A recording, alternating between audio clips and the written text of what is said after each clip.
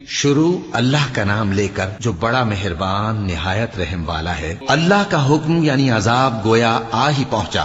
تو کافرو اس کے لیے جلدی مت کرو، اور یہ لوگ جو اللہ کا شریک بناتے ہیں وہ اس سے پاک اور بالاتر ہے۔ وہی فرشتوں کو پیغام دے کر اپنے حکم سے اپنے بندوں میں سے جس کے پاس چاہتا ہے بھیجتا ہے کہ لوگوں کو بتا دو کہ میرے سوا کوئی معبود نہیں، تو مجھی سے ڈرو۔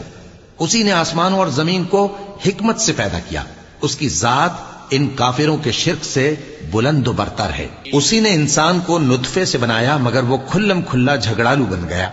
اور مویشیوں کو بھی اسی نے پیدا کیا، ان میں تمہارے لیے سردی سے بچاؤ اور بہت سے دوسرے فائدے ہیں، اور ان میں سے بعض کو تم کھاتے بھی ہو،